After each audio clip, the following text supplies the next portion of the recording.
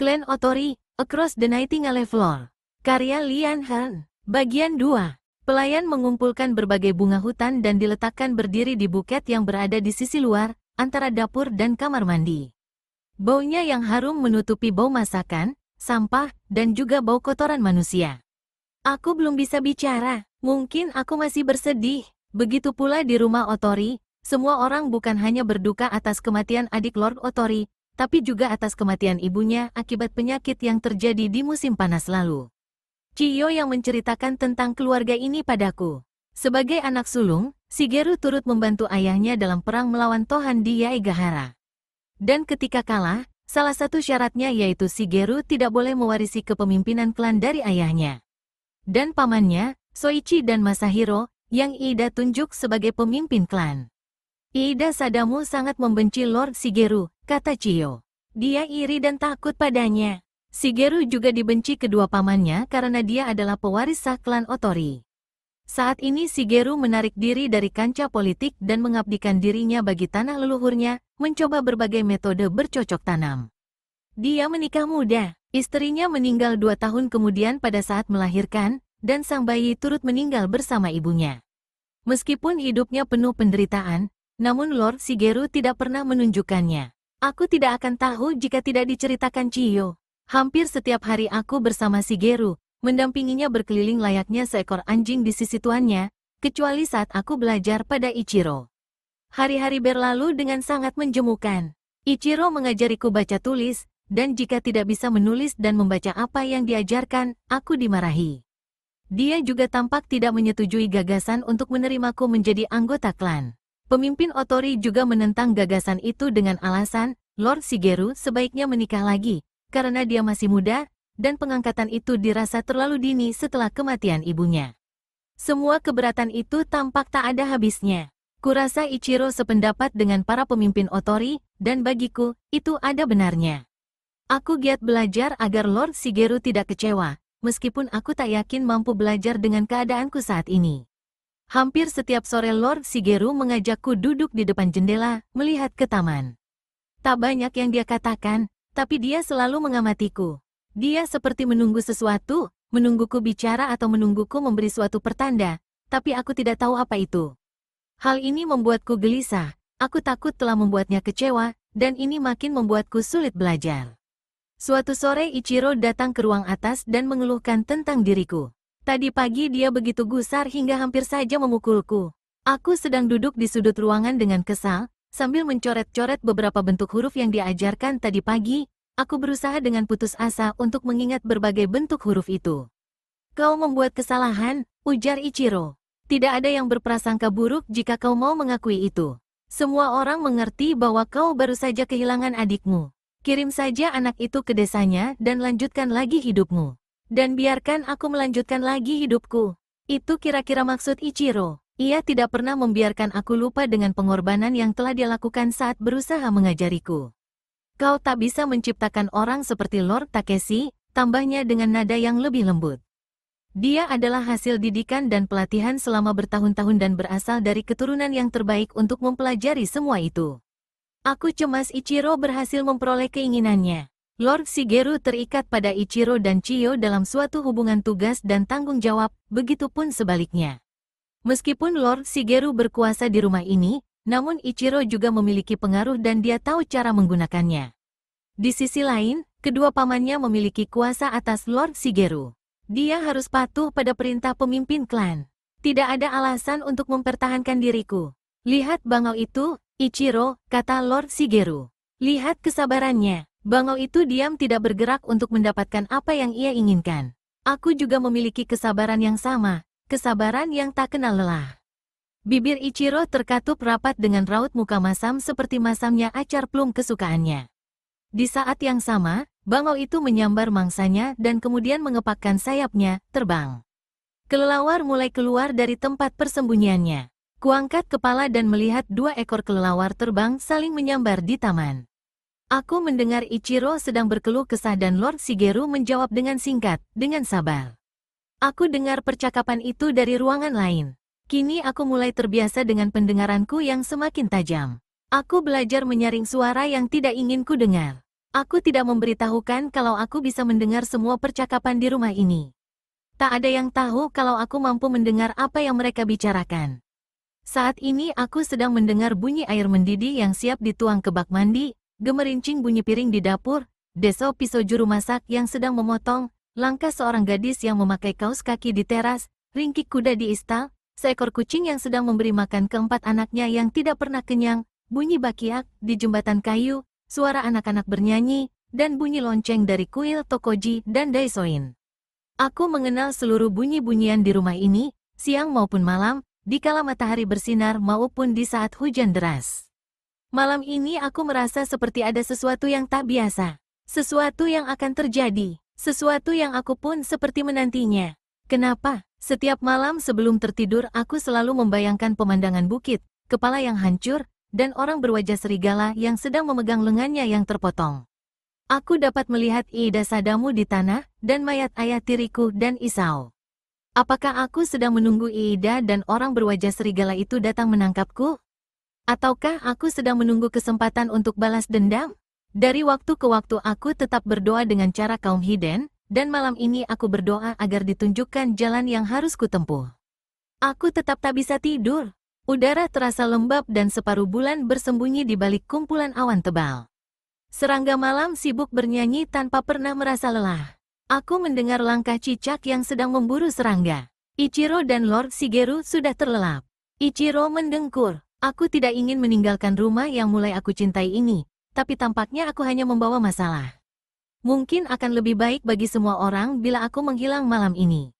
Jika aku pergi tanpa tujuan yang pasti, apa yang dapat kulakukan? Aku mulai memikirkan cara menyelinap tanpa membangunkan penjaga dan tanpa membuat anjing menggonggong. Saat memikirkan ini, aku berusaha mendengar gonggongan anjing. Biasanya aku selalu mendengar gonggongan yang bersahut-sahutan, tapi aku belajar untuk mengabaikannya. Kali ini aku berusaha mendengar, tapi tetap saja tidak terdengar gonggongan. Aku berusaha mendengar suara penjaga, langkah kaki di bebatuan, dentingan besi, ataupun percakapan berbisik. Keadaan sangat sunyi. Suara yang biasanya selalu terdengar setiap malam kini tidak terdengar lagi. Aku menjadi waspada. Kupasang telinga untuk mendengarkan riak air di taman. Arus sungai sangat tenang, hujan tak lagi turun sejak berganti bulan. Lalu terdengar bunyi yang pelan, seperti getaran, di antara jendela dan tanah. Sejenak aku mengira ada gempa bumi, seperti yang sering terjadi di wilayah tengah. Getaran halus itu terus terdengar. Ada yang memanjat sisi samping rumah ini.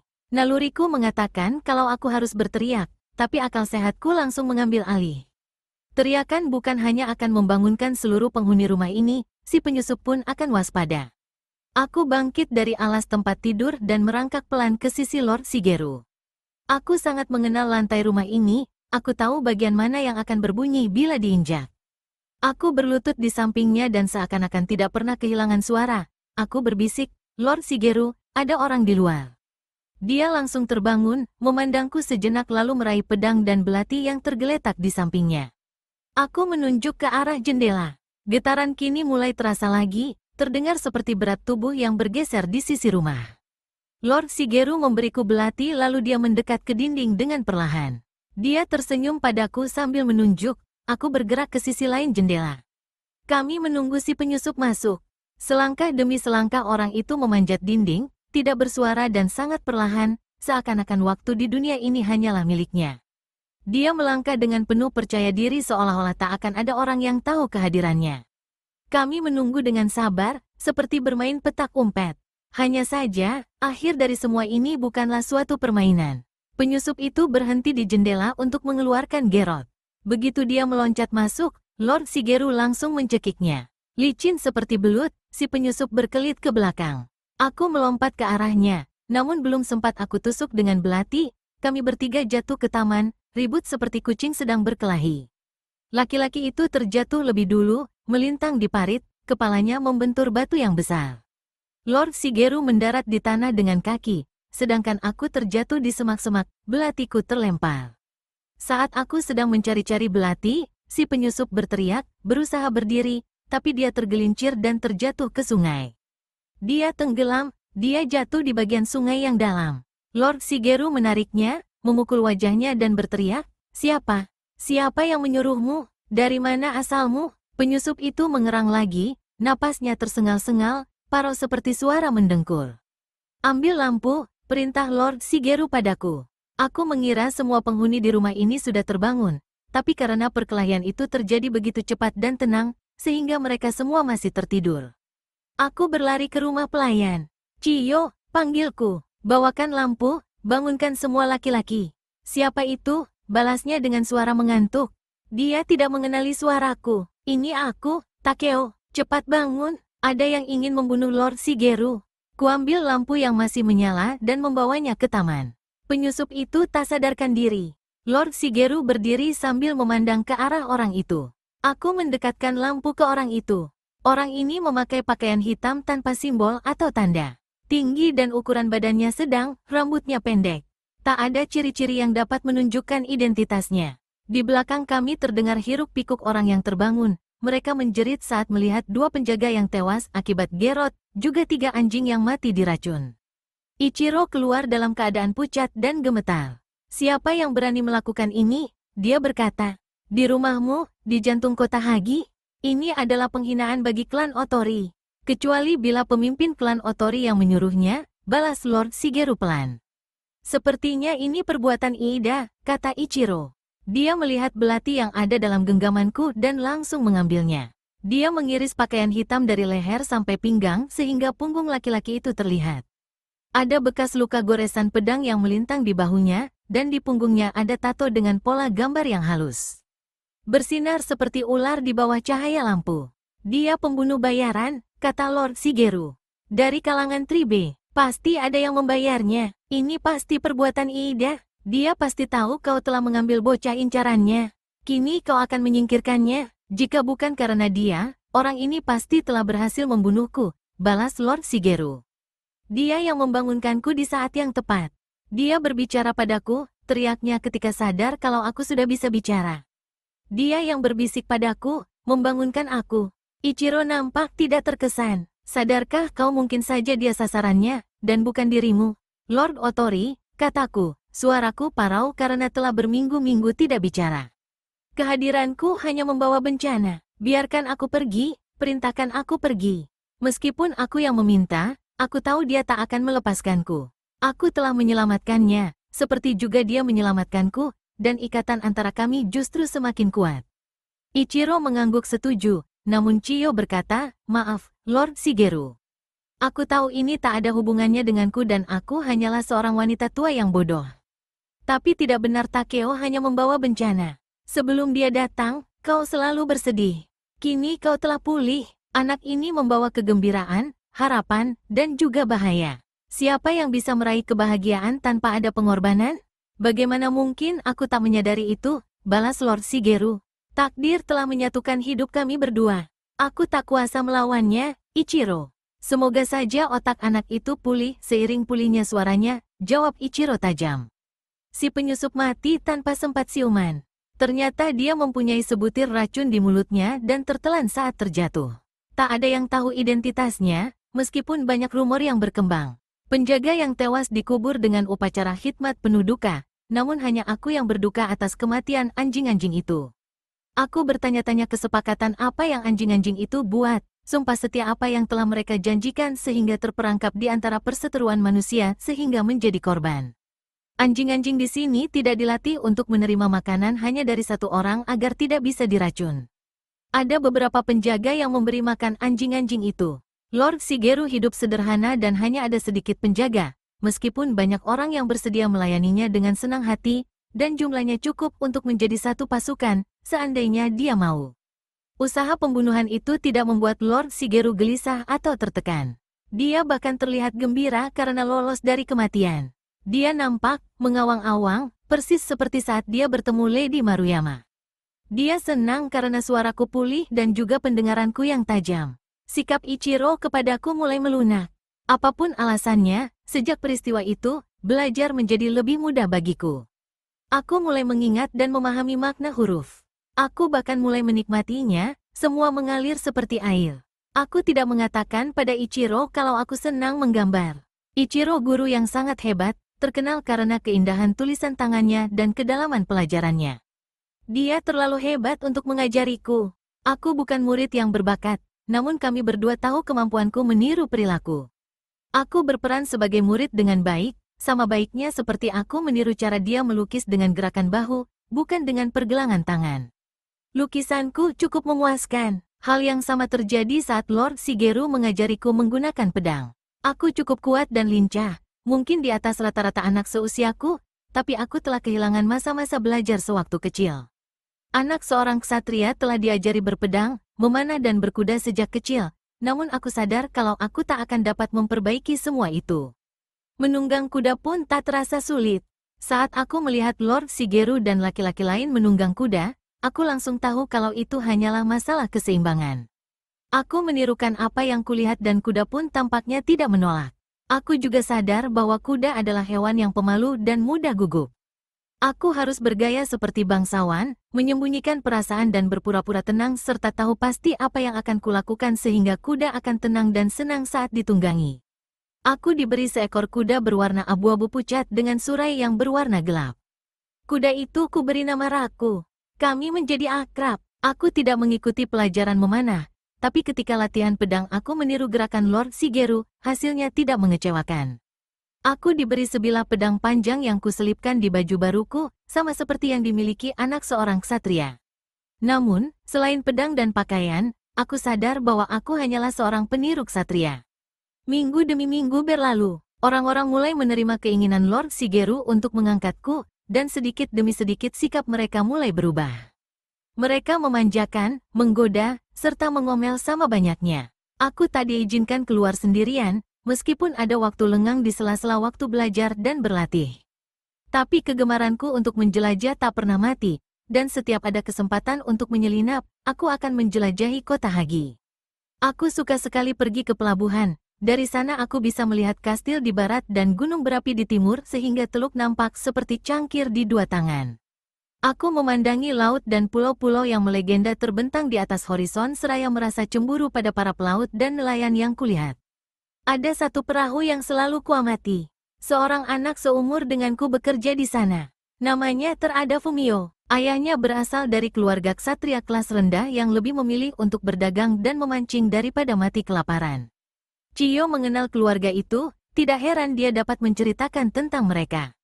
Aku sangat mengagumi Fumio. Dia bisa berenang dan mengenal laut serta sungai dalam berbagai kondisi, sedangkan aku belum bisa berenang. Saat pertama kali bertemu, Fumio hanya mengangguk, namun setelah beberapa minggu kami menjadi sahabat karib. Aku sering naik ke kapalnya, kami duduk sambil makan jeruk, lalu memuntahkan bijinya ke laut. Kami berbincang tentang berbagai hal yang biasa dibicarakan oleh anak seusiaku. Lambat laun kami berbincang tentang pemimpin otori, Terada membenci kesombongan dan ketamakan mereka. Penduduk menderita akibat tingginya pajak dan tempat berdagang yang dibatasi. Kami membahas masalah ini dengan suara perlahan di sisi perahu yang menjorok ke laut. Mata-mata ada di mana-mana, katanya. Pada suatu sore, Ichiro dipanggil seorang saudagar untuk menyelesaikan perhitungan. Setelah menunggu beberapa saat, aku lalu menyelinap pergi karena yakin Ichiro belum akan pulang untuk waktu lama. Saat ini udara sejuk dan penuh bau jerami yang dibakar. Kabut yang menggantung di atas ladang yang terletak di antara sungai dan gunung berwarna emas keperakan. Tadi Fumio mengajariku berenang, tak heran rambutku basah dan tubuhku menggigil kedinginan. Aku membayangkan air panas dan aku ingin tahu apakah Chiyo akan memberiku sesuatu untuk dimakan sebelum waktu makan malam tiba, atau mungkin suasana hati Ichiro sedang buruk sehingga dia akan memukulku. Dari jalan, aku berusaha mendengar kejadian di rumah, seperti yang biasa kulakukan. Terdengar nada yang berbeda dari biasanya. Aku seperti mendengar ada sesuatu yang lain, sesuatu yang memaksaku berhenti dan melihat 2 kali ke sudut dinding sebelum masuk ke gerbang. Aku tidak menduga kalau ada orang di sana, namun sekilas aku melihat ada orang yang sedang berjongkok di atap. Jaraknya hanya beberapa meter di seberang jalan. Aku yakin dia sedang memperhatikanku. Kemudian dia berdiri dengan perlahan seakan-akan menunggu aku mendekat. Dia seperti kebanyakan orang, tidak tinggi tapi juga tidak pendek, bentuk tubuhnya biasa saja, rambutnya beruban, kulit mukanya pucat, dan penampilannya sulit diingat. Bahkan saat aku melihatnya lagi, penampilannya nampak seperti berubah. Ada yang luar biasa pada dirinya, tapi aku tak tahu apa itu.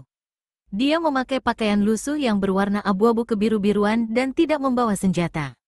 Dia tidak mirip pekerja atau pedagang atau seorang ksatria. Aku tak tahu status yang sesuai untuknya, namun instingku mengatakan bahwa dia sangat berbahaya. Ada sesuatu pada orang itu yang membuatku tertarik. Aku tak akan lewat begitu saja tanpa menyadari kehadirannya. Aku jauh di seberang jalan, dan sedang mengira-ngira jarak ke gerbang, penjaga, dan anjing penjaga. Dia mengangguk lalu tersenyum. Selamat siang, Tuan Muda, dia menyapa dengan suara rendah. Kau benar bila tidak mempercayaiku. Menurut kabar, kau memang cerdas. Tapi aku tak akan menyakitimu, aku janji. Kurasa ucapannya sama liciknya seperti penampilannya sehingga aku tidak menanggapi. Aku ingin berbicara denganmu, ucapnya, dan juga dengan Shigeru. Aku kaget mendengar dia menyebut nama Lord Shigeru seperti sahabat karibnya. Apa yang hendak kau bicarakan? Aku tak mau berbicara sambil berteriak, balasnya sambil tertawa. Ayo kita bicara di gerbang. Kau jalan dari seberang sana, dan aku dari sini, kataku sambil mengamati tangannya, berjaga-jaga jika dia mengambil senjata rahasia. Aku akan menyampaikan pada Lord Otori bahwa kau ingin menemuinya dan biar dia yang memutuskan apakah dia mau bertemu denganmu atau tidak. Orang itu tersenyum sambil mengangkat bahu, lalu kami berjalan terpisah ke gerbang. Dia berjalan dengan santai seakan sedang jalan-jalan sore, sedangkan aku gelisah seperti kucing yang sadar akan ada badai. Setelah sampai di gerbang dan para penjaga menyapa kami, orang itu terlihat lebih tua dan lebih lusuh. Dia tampak seperti orang tua yang lemah. Aku merasa malu karena tidak mempercayainya. Kau dalam masalah, Takeo, kata seorang penjaga. Ichiro mencarimu. Hei, Kak, penjaga lainnya memanggil laki-laki tua itu. Apa yang kau cari? Semangkuk mie atau yang lain? Orang itu memang kelihatan seperti pengemis. Dia menunggu dengan gaya seperti pengemis, tak berkata apa-apa, hanya menunggu di gerbang. Di mana kau temukan dia, Takeo? Kau muda sekali Iba, itulah masalahmu. Suruh dia pergi. Aku telah berjanji untuk menyampaikan pesannya kepada Lord Otori, dan akan kulakukan itu, balasku. Tapi, awasi setiap gerakannya, dan jangan biarkan dia masuk. Aku melihat ke orang itu dan berkata, tunggu di sini, dan terlihat seperti ada cahaya keluar dari dirinya. Dia seperti membiarkan aku melihat sisi dirinya yang dia sembunyikan dari para penjaga. Semula aku cemas membiarkan dia dengan penjaga, tapi aku ingat bahwa kedua penjaga itu membawa pedang. Mereka pasti bisa menghadapi seorang laki-laki tua. Aku menerobos taman, melempar sandalku, kemudian menaiki anak tangga hanya dalam 2 lompatan. Lord Shigeru sedang duduk di ruang atas sambil memandangi taman. Takeo, katanya, aku sedang memikirkan untuk membangun sebuah ruang minum teh di taman. Lord, aku tidak melanjutkan perkataanku karena ada sesuatu yang bergerak di taman. Semula aku menduga itu bangau, berdiri tegak dan berwarna abu-abu. Namun setelah aku perhatikan, ternyata yang berdiri itu adalah orang tua yang kutinggalkan di pintu gerbang. Ada apa? Tanya Lord Shigeru ketika melihat raut wajahku. Aku takut akan adanya percobaan pembunuhan untuk yang kedua kalinya. Ada orang di taman, aku berteriak, awasi dia. Lalu aku teringat pada kedua penjaga. Aku berlari turun dan keluar rumah. Jantungku berdebar kencang ketika sampai di gerbang. Semua anjing baik-baik, mereka kegirangan saat melihatku, ekor mereka mengibas-ngibas senang. Aku berteriak, dan para penjaga datang dengan keheranan. Ada apa, Takeo? Kalian biarkan dia masuk, kataku dengan marah. Orang itu kini ada di taman. Tidak, dia masih ada sana.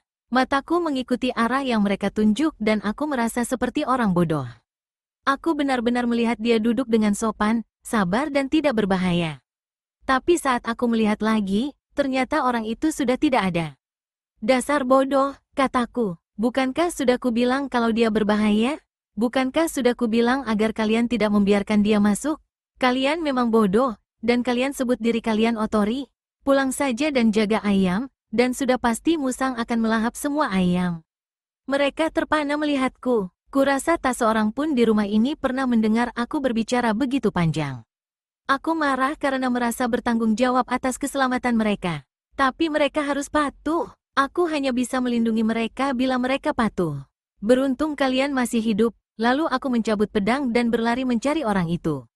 Orang itu sudah tidak ada di taman. Saat aku ragu apakah tadi hanyalah halusinasi saat melihat dia di taman, aku mendengar orang berbincang di ruangan atas. Lord Shigeru menyebut namaku. Sepertinya dia tidak dalam bahaya. Dia sedang tertawa. Ketika aku masuk dan membungkuk hormat, orang tua itu sedang duduk bersama Lord Shigeru sambil tertawa, seakan-akan mereka sahabat lama. Orang asing itu tidak lagi terlihat tua. Dia hanya beberapa tahun lebih tua dari Lord Shigeru, dan kini dia tampak lebih terbuka dan hangat. Jadi, dia tidak mau jalan berdampingan denganmu? Kata Lord Shigeru. Benar. Dan dia bahkan menyuruhku menunggu di luar. Mereka tertawa terbahak-bahak sambil menepuk-nepuk alas lantai dengan telapak tangan. Oh ya, Shigeru, kau seharusnya melatih penjaga dengan lebih baik. Takeo benar dengan memarahi mereka. Dia selalu benar selama ini, kata Lord Shigeru dengan nada bangga. Dia hanya 1 dalam 1000, dia memang terlahir seperti itu, bukan melalui latihan. Dia pasti berasal dari Tribe. Duduk tegak Takeo, aku ingin melihatmu. Aku mengangkat kepala dari lantai dan duduk bertumpu pada kedua tumitku. Wajahku memerah karena merasa telah dipermainkan. Dia tidak bicara, dia hanya mengamatiku. Lord Shigeru berkata padaku, dia adalah Muto Kenji, teman lamaku. Lord Muto, kataku sopan tapi dingin, berusaha tidak menunjukkan perasaanku. Jangan panggil aku Lord, kata Kenji. Aku bukan bangsawan, walaupun temanku banyak yang bangsawan. Dia mendekat. Perlihatkan tanganmu. Dia memegang tangan kanan dan tangan kiriku secara bergantian, melihat punggung tanganku lalu telapak tangan. Dia mirip Takeshi, ujar Lord Shigeru. Oh, dia memang mirip wajah orang Otori. Kenji mundur ke posisi duduknya yang semula dan menatap taman. Warna-warni di akhir musim gugur mulai luluh. Hanya pohon maple yang tetap berwarna merah berkilauan. Aku turut berduka atas kematian keluargamu, ucapnya. Aku ingin mati saat itu, balas Lord Shigeru. Tapi seiring dengan berjalannya waktu, aku menyadari keinginanku untuk tetap hidup. Aku tidak dilahirkan untuk berputus asa. Ya, tentu saja, Kenji menyetujui dengan nada bersahabat. Mereka memandang keluar dari jendela yang terbuka. Udara musim gugur terasa dingin, hembusan angin mengguncang pohon maple hingga daunnya berguguran dan jatuh ke parit. Warna daunnya berubah menjadi merah gelap di dalam air, sebelum terbawa arus ke sungai. Ingin sekali aku mandi di air panas. Kenji memecah kesunyian. Bagaimana anak yang mirip Takeshi ini, walaupun sudah pasti berasal dari Tribe, bisa bersamamu, Shigeru?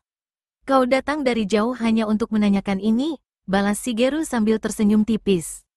Aku tidak keberatan mengatakan alasanku ingin tahu. Menurut kabar angin, ada seorang penyusup yang memanjat rumahmu. Akibatnya, salah seorang pembunuh yang paling berbahaya di 3 wilayah tewas. Kami merahasiakan hal ini, ujar Lord Shigeru. Kami merasa perlu untuk mengungkap rahasia ini. Apa yang Shintaro lakukan di rumahmu? Dia hendak membunuhku, balas Lord Shigeru. Jadi, namanya Shintaro. Aku memang sudah curiga, tapi kami tidak memiliki bukti. Setelah beberapa saat dia menambahkan, pasti ada yang ingin aku mati. Apakah dia suruhan Iida? Shintaro memang pernah bekerja pada Tohan. Tapi kurasa Iida tidak akan membunuhmu secara diam-diam. Melihat perilakunya, Iida pasti lebih senang melihatmu mati di depan matanya. Siapa lagi yang menginginkan kematianmu? Aku mencurigai 1 atau 2 orang, jawab Lord Shigeru. Sulit dipercaya Shintaro sampai gagal melakukan tugasnya, lanjut Kenji. Kami harus tahu tentang anak yang menggagalkan Shintaro. Di mana kau bertemu dengannya? Kabar angin apa yang kau dengar? Tantang Lord Shigeru sambil tersenyum. Menurut kabar yang bisa dipercaya, ia salah seorang kerabat jauh ibumu. Menurut kabar yang sulit dipercaya, kau telah kehilangan akal sehat dan yakin bahwa dia penjelmaan Takeshi. Kabar lain menyebut bahwa dia adalah anakmu dari seorang wanita petani di timur. Lord Shigeru tertawa. Umurku belum 2 kali lipat dari usia anak ini, dan itu artinya aku telah menjadi ayahnya ketika umurku 12 tahun. Dia bukan anakku, tentu saja bukan. Dan aku juga tidak percaya dia adalah kerabatmu atau penjelmaan Takeshi. Lagi pula dia pasti dari Tribe. Di mana kau bertemu dengannya? Salah seorang pelayan, Haruka, datang menyalakan lampu, dan seekor serangga besar berwarna biru kehijauan telah melakukan kesalahan besar ketika masuk ke ruangan ini dan terbang ke arah sumber cahaya. Aku berdiri menangkapnya, lalu kulepaskan serangga itu di kegelapan malam. Setelah itu aku menutup pintu sebelum kembali duduk. Lord Shigeru masih belum menjawab pertanyaan Kenji saat Haruka datang lagi membawa teh. Kenji tidak marah atau frustasi, Dia bahkan mengagumi mangkuk teh buatan penduduk yang bercorak merah jambu. Dia minum teh tanpa berkata, tapi selalu mengamatiku. Akhirnya dia bertanya padaku, jawab Takeo, waktu anak-anak, pernahkah kau tarik bekicot dari tempurungnya atau mencabut capit ketam? Aku tidak mengerti apa yang dia maksud. Mungkin, kataku sambil pura-pura minum, walaupun sebenarnya mangkukku sudah kosong. Pernahkah? Tidak. Mengapa? Karena ibuku mengatakan itu perbuatan kejam. Sudah kuduga, nada suaranya terdengar sedih seolah-olah dia kasihan padaku. Hati anak ini amat lembut, ada rasa enggan untuk berbuat kejam. Dia pasti dibesarkan di antara kaum Hiden. Sejelas itukah? Tanya Lord Shigeru. Hanya bagiku. Kenji lalu duduk bersila, matanya menyipit, dan tangannya di atas lutut. Kini aku tahu siapa dia. Lord Shigeru menarik napas dalam-dalam, wajahnya berubah kaku dan waspada. Kalau begitu, sebaiknya kau katakan. Dia memiliki semua ciri-ciri Kikuta, jari yang panjang, garis lurus yang melintang di telapak tangan, pendengaran yang tajam. Pendengaran yang tajam ini akan datang tiba-tiba di masa puber, terkadang diikuti dengan tidak bisa berbicara. Umumnya sementara, tapi bisa juga selamanya. Kau membual, kataku, tak mampu menahan diri. Rasa takut menjalar di sekujur tubuhku. Aku tak tahu apapun tentang Tribe, kecuali pembunuh di malam itu adalah salah satunya. Aku merasa kalau Muto Kenji telah membuka pintu kegelapan yang selama ini takut ku masuki. Lord Shigeru menggelengkan kepala, biarkan dia bicara. Apa yang dia katakan sangatlah penting. Kenji mencondongkan tubuhnya ke arahku dan berkata, akan kuceritakan tentang ayahmu. Lord Shigeru berkata dengan acuh tak acuh, sebaiknya kau mengawali ceritamu tentang Tribe. Takeo tidak mengerti saat kau mengatakan bahwa dia adalah Kikuta. Benarkah? Kenji menaikkan alisnya. Baiklah kalau begitu, mengingat dia dibesarkan oleh kaum Hiden, aku tidak heran. Aku akan mulai dari awal. Ada 5 keluarga Tribe. Mereka telah ada sebelum munculnya para bangsawan dan klan. Kisah ini berawal dari masa ketika sihir lebih kuat dari senjata, dan dewa-dewa masih berjalan di bumi. Saat klan mulai bermunculan, dan orang-orang mulai membentuk ikatan berdasarkan kekuatan, Tribe tidak bergabung dengan salah satu klan. Guna melestarikan anugerah yang mereka miliki, mereka memilih untuk menjadi pengelana, pedagang, pemain drama, pemain sirkus, dan juga pemain sulap. Awalnya mereka menjadi salah satu dari semua itu, potong Lord Shigeru. Tapi, banyak juga yang menjadi pedagang, kaya, dan memiliki pengaruh yang kuat. Lalu dia berkata kepadaku, Kenji memiliki usaha yang sangat berhasil dalam bidang produksi kacang kedelai dan usaha peminjaman uang. Waktu berubah, kata Kenji. Dari waktu ke waktu, kami mulai melayani dari satu klan ke klan lainnya dan bergabung menjadi bagiannya, atau juga bekerja untuk klan yang telah menjadi sahabat kami, seperti Lord Otori Shigeru. Tapi kami tetap memelihara bakat yang sudah ada sejak zaman dulu. Hingga kini kami tak pernah melupakannya. Kau bisa berada di 2 tempat di waktu yang bersamaan, kataku. Para penjaga melihatmu di luar, sementara aku melihatmu di taman.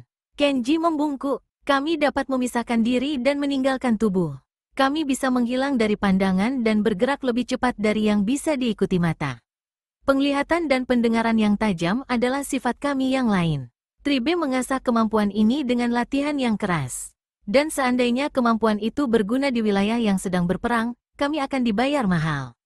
Bahkan, sebagian besar anggota Tribe pernah menjadi mata-mata atau pembunuh. Darahku serasa mengering. Aku teringat bagaimana aku seperti terbelah 2 di bawah pedang Ida. Dan pendengaranku yang makin kuat, aku bisa mendengar semua bunyi dan suara yang berasal dari rumah, taman, dan juga dari kota.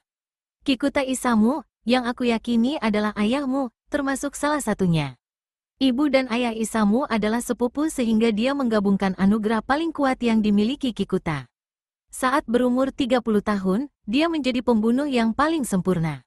Tak ada yang tahu berapa banyak yang telah dia bunuh, sebagian besar korbannya nampak seperti mati alami. Orang tidak tahu banyak tentang dirinya. Dia ahli membuat racun dari ramuan dari tumbuhan gunung yang dapat membunuh tanpa ada jejak. Saat dia ke wilayah timur, kau tahu daerah yang kumaksud untuk mencari ramuan racun, dia menginap di desa milik kaum Hiden. Orang desa itu mengatakan tentang Tuhan mereka, larangan untuk membunuh, dan tentang pembalasan di hari akhir. Kau tahu itu semua, tak perlu kuceritakan lagi. Di tempat terpencil yang jauh dari pertempuran antar klan itu, Isamu merasa muak dengan hidup yang dia jalani. Mungkin dia menyesal, mungkin juga karena kematian telah memanggilnya. Lalu, dia menarik diri dari Tribe dan bergabung dengan kaum Hiden. Itukah alasannya sehingga dia dibunuh? Tanya Lord Shigeru dengan nada murung. Dia telah melanggar aturan Tribe, dan mereka tak senang ditinggalkan dengan cara seperti itu, apalagi orang itu memiliki kemampuan yang begitu hebat.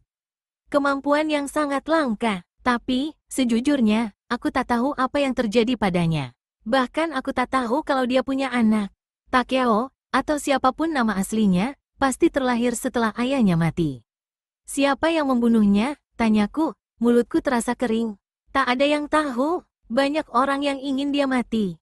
Tentu saja tak akan ada yang bisa mendekatinya, seandainya dia tidak bersumpah untuk tidak membunuh lagi. Suasana menjadi hening. Selain lingkaran cahaya dari lampu, ruangan ini gelap gulita. Aku tidak bisa melihat wajah mereka berdua, meskipun aku yakin Kenji bisa melihatku. Apakah ibumu tidak pernah bercerita tentang ayahmu? Akhirnya dia bertanya. Aku menggeleng. Banyak hal yang tidak diceritakan kaum Hiden, banyak pula rahasia yang mereka rahasiakan satu sama lain. Mereka tidak akan membongkar rahasia walaupun disiksa. Jika kau tidak tahu rahasia saudaramu, kau tak akan bisa berkhianat. Kenji tertawa. Akuilah, Shigeru. Kau pasti tak tahu siapa yang kau bawa ke rumah ini. Bahkan Tribe tidak tahu keberadaannya, seorang anak dengan bakat Kikuta yang tersembunyi. Lord Shigeru tidak menjawab. Dia mencondongkan badannya ke lampu, bisa kulihat senyumnya, gembira dan tulus. Kurasa ada sesuatu yang berlawanan antara kedua orang ini. Lord Shigeru nampak sangat terbuka, sedangkan Kenji nampak licik dan penuh tipu daya. Aku perlu tahu semua kejadian ini. Aku tidak berbohong, Shigeru. Aku memang ingin tahu, kata Kenji memaksa. Aku mendengar Chiyo bergumam di tangga. Lord Shigeru berkata, ayo kita mandi dan makan dulu. Nanti kita lanjutkan lagi. Dia tidak ingin lagi aku di rumahnya setelah tahu aku anak seorang pembunuh. Itulah yang pertama kali terlintas di benakku saat aku berendam di bak yang berisi air panas, setelah Lord Shigeru dan Kenji mandi. Aku mendengar suara mereka di lantai atas sedang minum sake sambil mengenang masa lalu. Aku memikirkan ayahku, orang yang belum pernah ku kenal. Aku sedih karena dia tidak bisa lari dari latar belakangnya. Dia telah bertekad untuk tidak membunuh, tapi pembunuhan yang tidak membiarkan dia lepas. Kematian memburunya hingga jauh di Mino. Pada tempat yang sama, bertahun-tahun kemudian, Iida membantai kaum Hiden. Aku menatap jari-jariku yang panjang. Untuk apa jari-jariku ini diciptakan? Apakah untuk membunuh? Apapun yang kuwarisi dari ayahku, tetap saja aku anak ibuku juga. Diriku adalah jalinan dua darah yang berbeda, dan keduanya saling memanggil dari dalam darah, otot, dan tulangku. Aku teringat akan kemarahanku pada penjaga. Aku bertingkah layaknya tuan mereka. Apakah ini darah yang ketiga di dalam diriku, dan akankah Lord Shigeru mengusirku setelah dia tahu diriku yang sebenarnya? Semua pikiran itu terasa begitu menyakitkan, terlalu sulit untuk diluruskan. Chiyo memanggilku untuk segera makan. Air tempatku berendam sudah tidak panas lagi, dan aku pun merasa lapar. Ichiro telah bergabung dengan Lord Shigeru dan Kenji, dan makanan telah disiapkan. Mereka sedang membicarakan hal-hal sepele saat aku masuk, tentang cuaca, penataan taman, kemampuan belajarku yang lemah, dan juga tentang kelakuanku yang buruk. Ichiro masih kesal karena aku menghilang sore itu. Makanan yang disajikan jauh lebih enak dari biasanya, tapi hanya Ichiro yang menikmatinya. Kenji makan dengan rakus, sedangkan Lord Shigeru hampir tidak menyentuh makanannya. Rasa lapar dan mual datang silih berganti, aku takut tapi juga tak sabar menantikan saat-saat makan berakhir. Ichiro makan sangat banyak dan pelan hingga aku berpikir dia tak akan pernah selesai makan. 2 kali aku mengira dia akan berhenti makan, tapi ternyata dia masih menambah sesuap nasi lagi. Akhirnya, dia mengelus-elus perutnya dan bersendawa. Dia hendak melanjutkan obrolan tentang taman, tapi Lord Shigeru memberi isyarat untuk diam. Setelah mengeluarkan beberapa komentar dan lelucon tentang diriku, dia pun diam. Haruka dan Chiyo datang membereskan tempat makan. Langkah kaki dan suara mereka terdengar menjauh ke dapur. Kenji duduk di depanku, tangannya terulur dengan telapak tangan terbuka ke arah Lord Shigeru. Bagaimana? Dia bertanya. Ingin rasanya aku pergi bersama kedua pelayan itu. Aku tak ingin duduk di sini sementara mereka menentukan nasibku. Karena ku yakin itu yang akan terjadi. Kenji pasti akan berusaha meyakinkan bahwa aku adalah bagian dari Tribe. Dan Lord Shigeru tentu akan melepasku pergi. Aku tidak tahu mengapa informasiku ini begitu penting bagimu, Kenji, kata Lord Shigeru. Aku senang kau belum mengetahuinya. Bila aku katakan, ku harap hal ini tidak menyebar. Bahkan di rumah ini tak ada yang tahu selain Ichiro dan Chiyo. Kau benar ketika mengatakan aku tidak tahu siapa yang aku bawa. Semua ini hanya kebetulan. Waktu itu hari menjelang senja, aku tersesat dan mencari tempat menginap, yang kemudian aku tahu bahwa nama desa itu adalah Mino. Telah berminggu-minggu aku berkelana setelah kematian Takeshi. Kau hendak membalas dendam? Tanya Kenji. Kau sudah tahu permusuhanku dengan Iida dan bagaimana tingkahnya setelah perang Yaegahara. Tapi aku tidak menduga akan bertemu Iida di tempat yang terpencil itu. Suatu kebetulan yang aneh kalau kami berdua, musuh bebuyutan, berada di tempat dan hari yang sama. Seandainya aku bertemu Iida di sana, aku pasti sudah membunuhnya. Tapi anak ini malah lari ke arahku.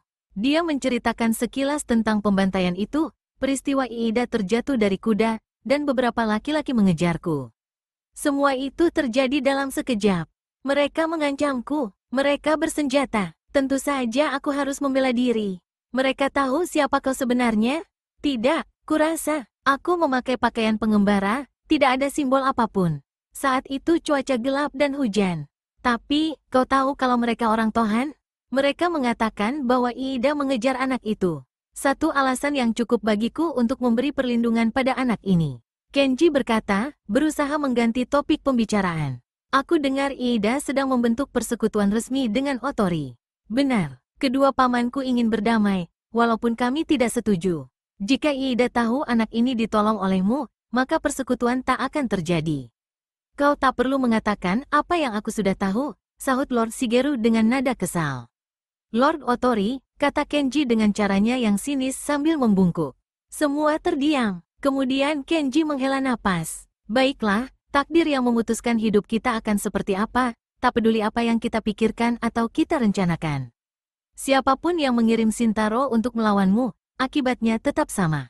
Dalam seminggu, Tribe akan tahu tentang Takeo. Aku harus mengatakan bahwa kami memiliki kepentingan atas anak ini dan kami tak akan melepaskannya. Aku berkata dengan lemah, aku telah diselamatkan Lord Otori dan aku tak akan meninggalkannya. Lord Shigeru menepuk-nepuk bahuku layaknya seorang ayah. Aku tak akan pernah menyerahkan dia, kata Lord Shigeru pada Kenji. Kami mengutamakan keselamatannya, balas Kenji. Selama dia aman, dia boleh tinggal di sini. Tapi, ada satu hal yang harus kau waspadai. Berapa orang Tohan yang kau bunuh di sana? 1, jawab Lord Shigeru, mungkin 2. 1, Kenji meralat. Alis mata Lord Shigeru terangkat, kau sudah tahu. Lalu kenapa kau tanya lagi? Aku hanya ingin mengetahui yang sebenarnya dan seberapa banyak yang kau tahu. 1, 2, apakah itu penting? Orang yang kehilangan lengannya masih hidup. Namanya Ando. Dia orang terdekat Iida. Aku langsung teringat wajah orang yang mirip serigala itu. Dia yang mengejarku hingga ke jalan setapak di gunung, dan aku tidak mampu menahan badanku yang menggigil ketakutan. Dia tidak tahu siapa kau sebenarnya, dan juga belum tahu di mana Takeo berada. Tapi dia sedang mencari. Dengan izin Iida, dia telah bersumpah untuk membalas dendam. Aku sudah tidak sabar menantinya, jawab Lord Shigeru. Kenji berdiri dan berjalan berkeliling ruangan. Kenji duduk, dia tersenyum, seakan-akan kami sedang bersenda gurau dan berbincang tentang taman. Bagus, katanya, karena kita sudah tahu bahaya yang dihadapi Takeo, maka aku akan ajari dia cara untuk melindungi diri. Lalu dia melakukan sesuatu yang membuatku heran, dia membungkuk di hadapanku dan berkata, selama aku hidup, kau akan aman. Aku bersumpah. Kupikir dia sedang mengejek, tapi tidak terlihat kepura-puraan di wajahnya. Selama beberapa saat, aku melihat raut muka yang jujur di wajahnya. Aku seperti melihat jatuh dalam keadaan hidup. Lalu raut wajah itu menghilang, dan Kenji bergurau. Tapi kau harus menuruti perintahku. Dia menyeringai padaku. Kau pasti telah membuat Ichiro repot. Orang seusianya tak seharusnya direpotkan oleh pemula sepertimu. Aku yang akan mengajarimu. Aku yang akan menjadi gurumu. Dia mengibaskan kimono dan mengerutkan bibirnya, seketika dia berubah menjadi seseorang yang tua dan sopan, seperti saat aku meninggalkannya di luar gerbang sore itu. Tentu saja bila Lord Otori mengizinkan. Kurasa tak ada pilihan lain, kata Lord Shigeru, dia lalu menuangkan sake lebih banyak lagi, sambil tersenyum tulus. Mataku tak berkedip memandangi kedua orang itu secara bergantian. Sekali lagi, aku menangkap perbedaan yang mencolok di antara mereka. Tatapan mata Kenji nampak seperti menghina. Kini aku mulai mengenal Tribe, aku tahu kelemahan mereka adalah sombong. Mereka terlena oleh kemampuan mereka yang sangat menakjubkan, dan memandang rendah orang yang bukan dari golongannya. Wajah Kenji membuatku marah. Tak lama kemudian pelayan datang membentangkan alas tidur lalu memadamkan lampu. Selama beberapa saat aku berbaring sambil mendengarkan suara-suara di malam hari. Semua kejadian dan cerita tadi mulai tersusun di benakku. Ingatanku terpecah, lalu bersatu, dan tersusun lagi seperti semula. Hidupku ini bukan milikku lagi. Kini aku rela mati demi Lord Shigeru. Tapi, bagaimana kalau dia tidak secara kebetulan datang ke arahku di gunung itu, seperti apa yang dia katakan? Apakah memang hanya kebetulan? Semua orang, termasuk Kenji, menerima ceritanya, semua itu hanya terjadi dalam sekejap, ada anak yang berlari, orang-orang yang mengancam, pertarungan itu. Aku berusaha menghilangkan semua kejadian itu di benakku. Namun aku justru teringat bahwa jalan setapak di depanku tidak ada apa-apa. Di sana hanya ada pohon raksasa, pohon cedar, dan ada yang muncul dari balik pohon, lalu meraihku bukan secara kebetulan, tapi dengan sengaja. Aku memikirkan Lord Shigeru, ternyata hanya sedikit yang aku tahu tentang dia. Semua orang mengenalnya dari wajahnya yang impulsif, hangat, dan dermawan. Aku yakin dia memiliki semua sifat itu, tapi aku selalu memikirkan rahasia di balik semua itu. Aku tak akan menyerahkannya, itu yang dia katakan. Tapi, kenapa dia hendak mengadopsi orang Tribe, anak seorang pembunuh? Aku teringat bangau yang sabar menunggu sebelum menyambar mangsanya. Aku tertidur setelah langit mulai terang dan ayam mulai berkokok. Para penjaga senang sekali atas kemalanganku saat tahu kalau Muto Kenji diangkat menjadi guruku. Hati-hati dengan kakek itu, Takeo. Dia sangat berbahaya. Dia bisa menikahmu dengan sikat. Tak ada habis-habisnya mereka menertawaiku. Aku belajar untuk tidak menanggapi. Jauh lebih baik mereka mengira aku idiot daripada mereka tahu identitas asli orang tua itu, kemudian menyebarkannya. Itu pelajaran pertama yang aku terima. Aku mulai membayangkan berapa banyak pelayan dan penjaga yang berwajah bodoh sebenarnya berasal dari Tribe dan sedang melakukan tugasnya dengan penuh tipu daya dan kelicikan. Kenji mengawali pelajarannya dengan sejarah Tribe, sedangkan Ichiro masih mengajariku tentang sejarah klan. Para ksatria, kebalikan dari Tribe, berusaha mengumpulkan rasa kagum dan rasa hormat dari orang lain, mereka menghargai reputasinya dan akan berusaha menjaganya. Aku diajari sejarah, etika, dan juga bahasa. Aku diharuskan mempelajari dokumen klan Otori, asal-usul Otori yang berasal dari keluarga kaisar. Semua itu membuat kepalaku penuh dengan nama dan silsilah. Siang berjalan semakin cepat, dan malam semakin dingin. Tidak lama lagi salju akan menutupi jalan dan pelabuhan, dan kota Hagi akan terisolasi hingga musim semi. Rumah ini mulai mengalunkan nyanyian yang berbeda, halus dan lembut. Ada sesuatu yang membuat semangat belajarku meningkat pesat. Menurut Kenji, itu adalah karakter Tribe karena telah bertahun-tahun tidak belajar. Aku mempelajari apa saja, mulai dari menulis huruf yang sulit sampai keinginan yang menggebu-gebu untuk berlatih pedang. Semua itu aku pelajari dengan senang hati, kecuali pelajaran dari Kenji yang aku terima dengan setengah hati. Walaupun pelajarannya tidaklah sulit, bisa aku terima secara alami, tapi ada perasaan untuk menolak. Sesuatu dalam diriku menentang apa yang Kenji ajarkan. Anggap saja ini permainan, Kenji selalu mengatakan kata-kata ini. Lakukan seperti layaknya kau sedang bermain. Tapi, permainan pedang adalah permainan yang bisa berakhir dengan kematian. Kenji benar saat menyimpulkan sifatku. Aku besar di kalangan orang yang melarang untuk membunuh, sehingga aku merasa enggan untuk membunuh. Kenji sangat mengenali sifatku yang satu itu. Hal itu yang membuatnya tidak tenang. Dia dan Lord Shigeru barangkali membahas berbagai cara agar aku menjadi lebih tangguh. Dia memiliki semua bakat yang ada, kecuali yang satu itu, kata Kenji dengan frustasi pada suatu ketika. Kelemahan yang justru dapat membahayakan dirinya. Kita tak akan tahu, balas Lord Shigeru. Saat keadaan memaksa, pedang bisa meloncat ke tangan, seakan menuruti kehendak pemiliknya. Kau memang terlahir seperti itu, Shigeru. Dan semua latihan yang kau dapat justru memperkuat hal itu. Kurasa Takeo akan ragu di saat seperti itu. Gerutu Lord Shigeru. Dia mendekat ke tungku arang, dan menarik rapat mantel yang dia pakai. Seharian salju turun. Butirannya menumpuk di taman, melapisi setiap pohon, dan setiap lentera seperti mengenakan tutup kepala putih yang tebal. Langit jernih dan embun beku membuat lapisan salju nampak berkelap-kelip. Setiap bernapas atau berbicara, kabut putih keluar dari mulut. Semua orang sudah terlelap, selain kami bertiga yang sedang mengelilingi perapian sambil menghangatkan tangan di atas secangkir sake panas. Ini membuatku berani bertanya, Lord Otori sudah membunuh banyak orang? Aku tidak menghitungnya, jawab Lord Shigeru. Selain di Yaegahara, mungkin tidak banyak.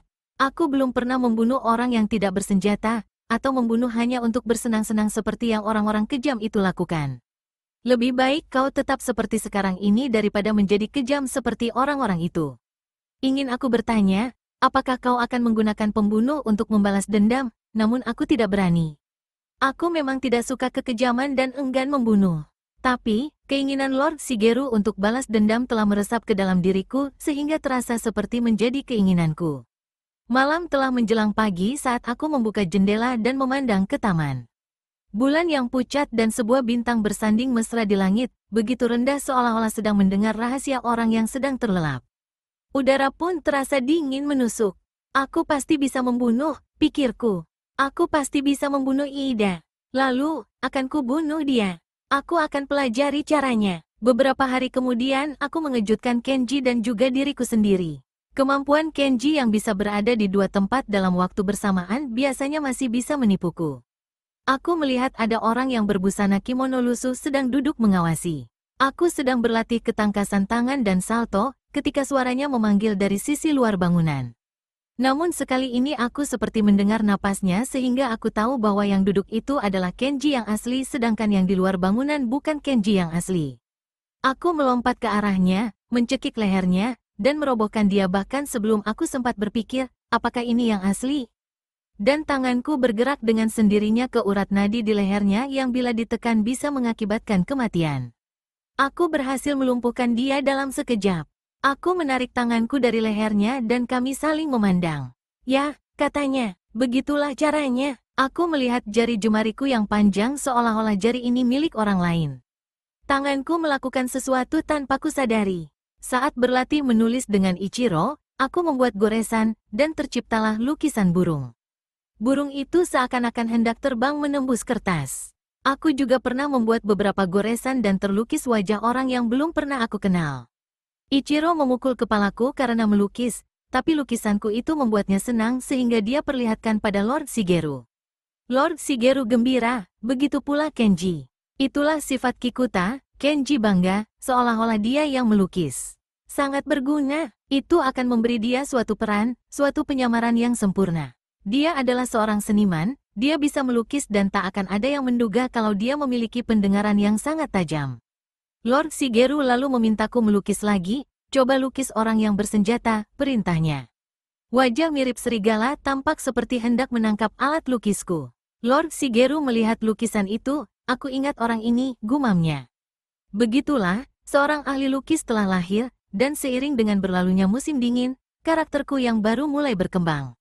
Setelah salju mencair, Tomasu yang sebelumnya sering menjelajahi gunung dan hanya tahu tentang hewan dan tumbuhan, kini telah menghilang untuk selamanya. Kini aku adalah Takeo yang pendiam, sopan, seniman, dan agak kutu buku.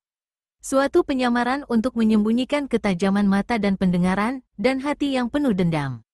Aku tidak tahu apakah Takeo ini nyata ataukah hanya diciptakan demi memenuhi tujuan Tribe dan klan Otori. Daun bambu memutih dan buah maple memamerkan kulitnya yang mirip kimono dari kain brokat. Junko datang membawa beberapa pakaian usang milik Lady Noguchi untuk Kaede.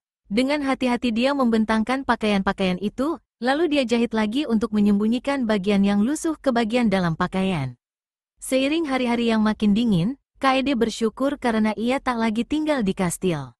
Tak harus berlari melintasi taman dan naik turun tangga saat hujan salju turun. Tugasnya pun makin ringan. Ia menjalani hari-harinya bersama pelayan Noguchi, mengikuti kegiatan menjahit dan keterampilan rumah tangga lainnya, serta membuat puisi. Ia juga belajar menulis. Namun semua itu tak membuat Kaede bahagia. Lady Noguchi selalu saja mencari-cari kesalahannya. Kaede dihina karena kidal dan diejek karena terlalu tinggi atau karena terlalu kurus. Lady Noguchi selalu menyatakan kekagetannya atas ketidaktahuan Kaede dalam banyak hal, tanpa pernah mengakui bahwa semua itu karena ulahnya. Saat hanya berdua, Junko selalu memuji Kaede, kulitnya yang putih, lengan dan kakinya yang lembut, dan rambutnya yang tebal. Kini Kaede bisa bercermin kapan saja dia mau untuk mengagumi kecantikannya sendiri. Ia tahu kalau laki-laki menatapnya dengan pandangan bergairah, juga di rumah Lord Noguchi ini. Itulah mengapa Kaede takut pada semua laki-laki. Sejak ia hendak diperkosa oleh penjaga, ia kini merinding bila berdekatan dengan laki-laki. Ide mengenai pernikahan akan membuat ia gemetar. Setiap ada tamu, ia cemas kalau orang itu adalah calon suaminya. Ketika ia harus menyambut kedatangan tamu sambil menyajikan teh atau sake, jantungnya berdebar dan tangannya gemetar sehingga Lady Noguchi menganggap Kaede terlalu ceroboh dan harus dikurung di tempat tinggal pelayan. Kaede semakin bosan dan gelisah. Ia sering bertengkar dengan anak Lady Noguchi, menghardik para pelayan karena hal yang sepele, bahkan sering memarahi Junko. Dia harus segera dinikahkan, itulah saran Lady Noguchi, dan pernikahan yang selama ini Kaede takutkan segera diatur. Ia akan dinikahkan dengan pengawal Lord Noguchi.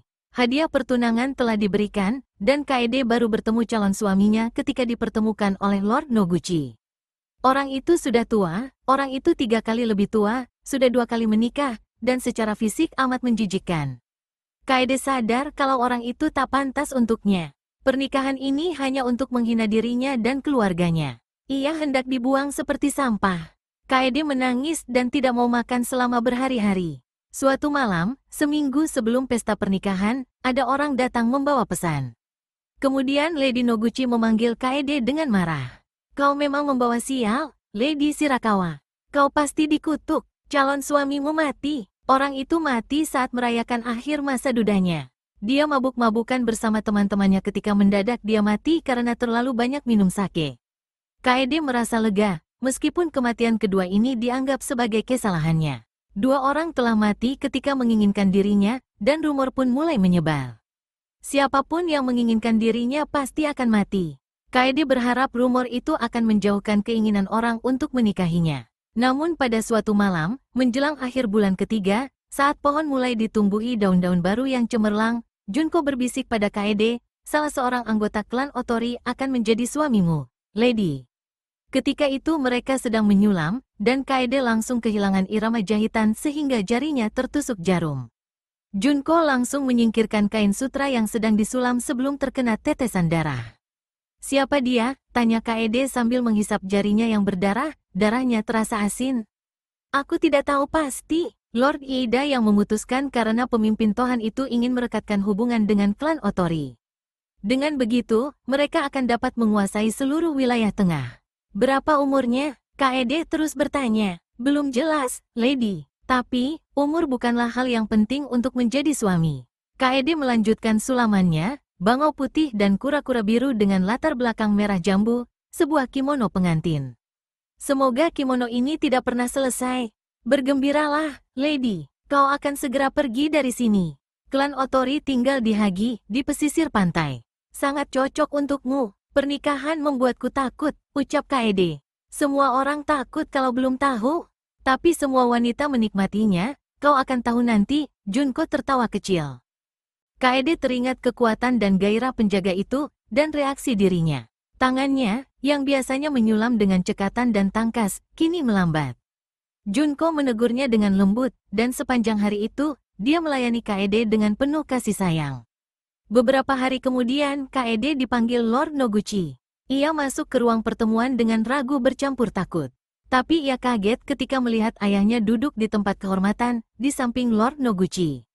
Saat membungkuk, ia melihat wajah bahagia ayahnya, dan Kaede bangga karena ayahnya kini melihat ia dalam posisi yang lebih terhormat. Ia bersumpah tak akan pernah melakukan sesuatu yang akan membuat ayahnya bersedih atau dihina. Ketika Kaede disuruh duduk, ia berusaha memperhatikan ayahnya. Rambutnya semakin tipis dan lebih banyak uban, lebih banyak kerutan di wajahnya. Kaede tidak sabar menanti kabar tentang ibu dan adik-adik perempuannya. Ia berharap akan diberi waktu untuk bicara berdua saja dengan ayahnya. Lady Shirakawa, ujar Lord Noguchi memulai pembicaraan. Kami telah menerima lamaran atas namamu, dan ayahmu datang untuk memberi restu. Kaede kembali membungkuk dan berkata dengan pelan, Lord Noguchi. Ini merupakan kehormatan besar untukmu. Pernikahan ini akan mempererat persekutuan antara Tohan dengan Otori, dan juga menggabungkan 3 keluarga. Lord Iida akan hadir di pernikahanmu, dia bahkan ingin pernikahan ini dirayakan di Inuyama. Karena ibumu sekarang kurang sehat, maka kerabatmu, Lady Maruyama, yang akan menemanimu ke Suwano. Calon suamimu adalah Otori Shigeru, keponakan dari pemimpin Otori. Dia dan pengawalnya akan bertemu denganmu di Suwano.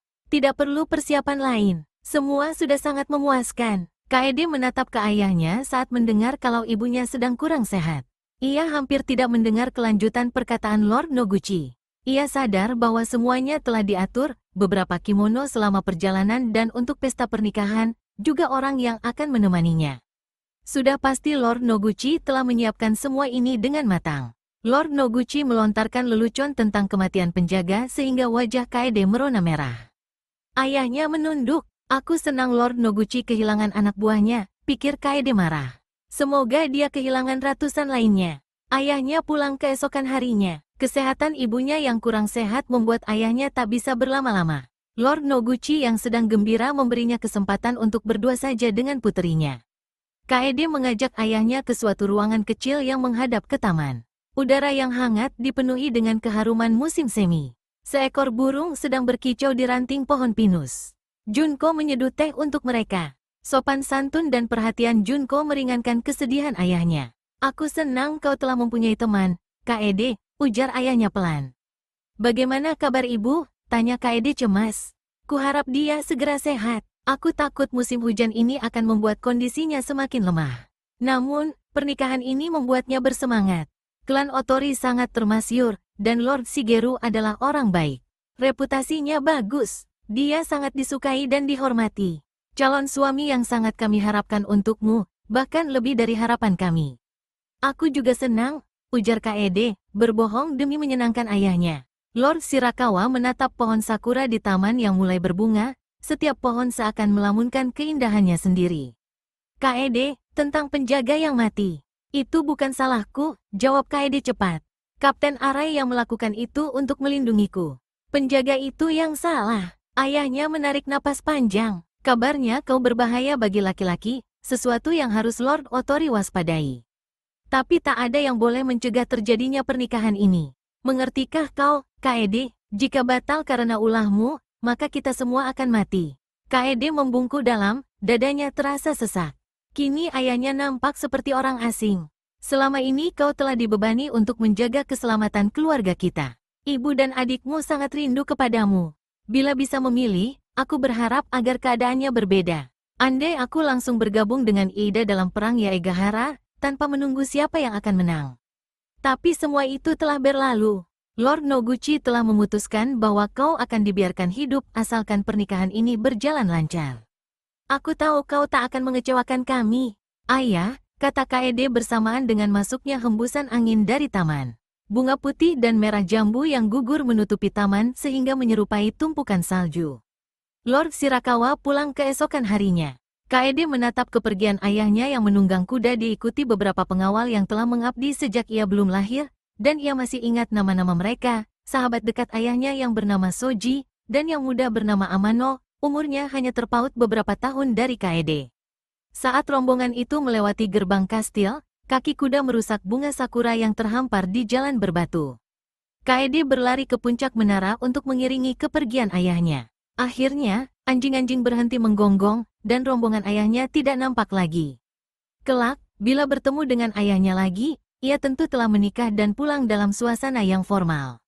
Kaede kembali ke rumah sambil menahan air mata di pelupuk matanya.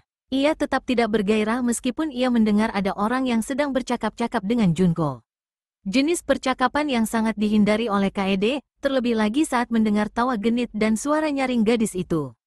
Ia bisa membayangkan gadis itu, kecil dengan pipi bulat seperti boneka, langkah kaki yang pendek seperti burung, serta kepala yang selalu bergoyang dan mengangguk-angguk. Saat ia bergegas ke kamar, Junko dan gadis itu sedang menyelesaikan gaun pengantinnya. Keluarga Noguchi sepertinya tidak mau membuang-buang waktu untuk segera menyingkirkan dirinya. Beberapa keranjang bambu dan kotak kayu dari pohon Paulownia telah disiapkan. Semua ini membuat Kaede semakin kesal. Kenapa dia ada di sini? Tanya Kaede jengkel. Gadis itu lalu menyembah secara berlebihan. Ini Shizuka, kata Junko. Dialah yang akan menemani Lady Kaede ke Inuyama. Tidak, balas Kaede. Kaulah yang akan menemaniku. Lady, mustahil aku boleh ikut. Lady Noguchi tidak akan mengizinkan. Kalau begitu, minta dia mengirim orang lain. Shizuka, dalam keadaan menyembah, mengeluarkan suara terseduh sedan. Kaede, yang merasa yakin kalau orang ini hanya berpura-pura, tetap tidak bergeming. Mungkin kau sedang kesal, Lady. Berita tentang pernikahanmu dan kepergian ayahmu. Junko berusaha menenteramkan Kaede. Dia gadis yang baik, cantik dan cerdas. Duduk tegak Shizuka, Lady Shirakawa ingin melihatmu. Gadis itu lalu duduk, tapi matanya tidak menatap ke Kaede.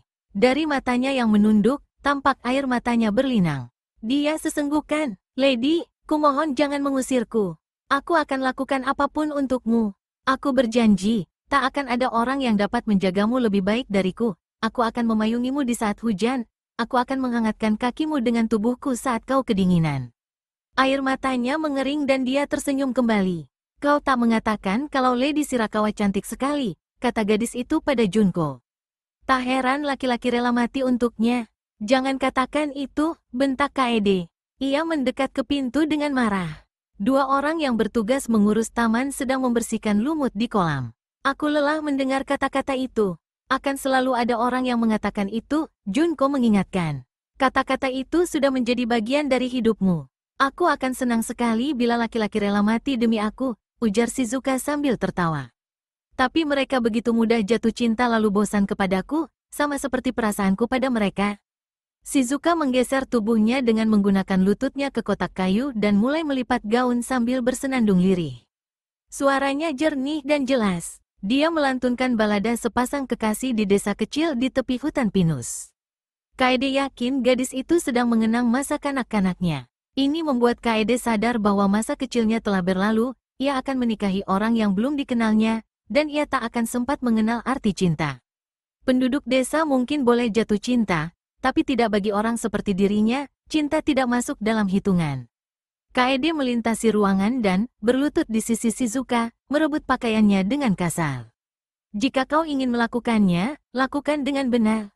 Ya, Lady, Shizuka mengumpulkan kimono yang ada di sekitarnya sambil menyembah.